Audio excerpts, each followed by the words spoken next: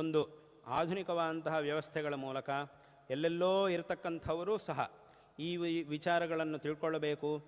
ಇದರ ಮೂಲಕ ವೇದಾಂತ ತಮಗಿರ್ತಕ್ಕಂತಹ ಒಂದು ವೇದಾಂತ ಜಿಜ್ಞಾಸೆಯನ್ನು ಏತನ್ಮೂಲಕವಾಗಿ ಪೂರ್ಣೆ ಮಾಡಿಕೊಂಡು ಅಂತೆ ವೇದಾಂತ ವಿಚಾರಗಳನ್ನು ತಿಳ್ಕೊಂಡು ಸಾಧನೆಯನ್ನು ಮಾಡುವಂತೆ ಆಗಬೇಕು ಅನ್ನುವಂತಹ ಉದ್ದೇಶದಿಂದ ಅಹಂ ಬ್ರಹ್ಮಾಸ್ಮಿ ಅನ್ನುವಂತಹ ಒಂದು ಸಂಸ್ಥೆಯ ಮೂಲಕವಾಗಿ ಶೃಂಗೇರಿ ಈ ಪೀಠದ ಒಂದು ಸಂಸ್ಥೆಯಾಗಿರ್ತಕ್ಕಂತಹ ಅಹಂ ಬ್ರಹ್ಮಾಸ್ಮಿ ಸಂಸ್ಥೆಯಿಂದ ಅನೇಕ ಕಡೆಗಳಲ್ಲಿ ವೇದಾಂತ ಗೋಷ್ಠಿಗಳ ಆಯೋಜನೆ, ಅನೇಕ ವಿವಿಧ ಭಾಷೆಗಳಲ್ಲಿ, ವಿವಿಧ ಪ್ರದೇಶಗಳಲ್ಲಿ, ವಿವಿಧ ರಾಜ್ಯಗಳಲ್ಲಿ, ಭಾರತದಲ್ಲೂ ಮತ್ತು ಹೊರದೇಶಗಳಲ್ಲೂ ಸಹ ಬೇರೆ ಬೇರೆ ಭಾಷೆಗಳಲ್ಲಿ ಜಿಜ್ಞಾಸುಗಳಿಗೆ ಅನುಕೂಲವಾಗುವಂತೆ ವೇದಾಂತ ಗೋಷ್ಠಿ ಇತ್ಯಾದಿಗಳನ್ನೆಲ್ಲ ವೇದಾಂತ ಗೋಷ್ಠಿಗಳು ಮತ್ತು ಅನೇಕ ಪ್ರವಚನಾದಿ ಕಾರ್ಯಗಳನ್ನು ಇದನ್ನೆಲ್ಲವುದನ್ನು ಸಹ ಮಾಡಲಾಗ್ತಾ ಇದೆ. ಸಾವಿರಾರು ಜನ, ಲಕ್ಷಾಂತರ ಜನ ಇದರಲ್ಲಿ ಭಾಗವಹಿಸ್ತಾ ಇದ್ದಾರೆ. ಇದರ ಬಗ್ಗೆ ಈಗಲೇ ಅನೇಕ ಜನರಿಗೆ ಗೊತ್ತಿದೆ.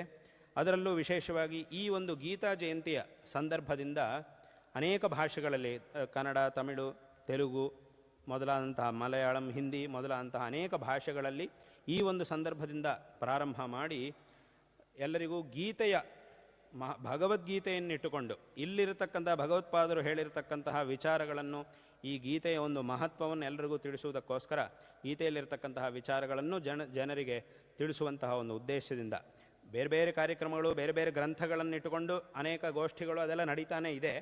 ಆದರೆ ಅದರಲ್ಲೂ ವಿಶೇಷವಾಗಿ ಪ್ರತ್ಯೇಕವಾಗಿ ಭಗವದ್ಗೀತೆಯನ್ನೇ ಇಟ್ಟುಕೊಂಡು ಇದರಲ್ಲಿರ್ತಕ್ಕಂತಹ ಅನೇಕ ವಿಧವಾದಂತಹ ವಿಚಾರಗಳನ್ನು ಜನರಿಗೆ ತಿಳಿಸುವಂತಹ ಉದ್ದೇಶದಿಂದ ಇವತ್ತಿನಿಂದ ಅಂದರೆ ಈ ಗೀತಾ ಜಯಂತಿಯ ಸಂದರ್ಭದಿಂದ ಒಂದು ವಿಶೇಷವಾದಂತಹ ಕಾರ್ಯವನ್ನೂ ಸಹ ಅನೇಕ ಭಾಷೆಗಳಲ್ಲಿ ಪ್ರಾರಂಭ ಮಾಡಲಾಗ್ತಾ ಇದೆ.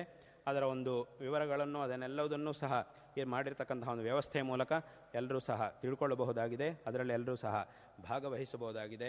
ಅದರಿಂದ ಅದರಲ್ಲಿ ಭಾಗವಹಿಸಿ ಎಲ್ಲರೂ ಸಹ ಈ ಜೀವನವನ್ನು, ಈ ಒಂದು ಅವಕಾಶವನ್ನು ಸಾರ್ಥಕ ಮಾಡಿಕೊಳ್ಳಬೇಕು ಎಂಬುದಾಗಿ ಹೇಳುತ್ತಾ ಆ ಎಲ್ಲ ಕಾರ್ಯಕ್ರಮಗಳು ಸಹ ನಿರ್ವಿಘ್ನವಾಗಿ ನಡೆಯಲಿ ಎಂಬುದಾಗಿ ಹೇಳ್ತಾ ಮತ್ತೊಮ್ಮೆ ಎಲ್ಲ ಆಸ್ತಿಕರಿಗೂ ಈ ಸಂದರ್ಭದಲ್ಲಿ ನಾರಾಯಣ ಸ್ಮರಣಪೂರ್ವಕವಾಗಿ ಆಶೀರ್ವಾದಗಳನ್ನು ಮಾಡ್ತಾ ಈ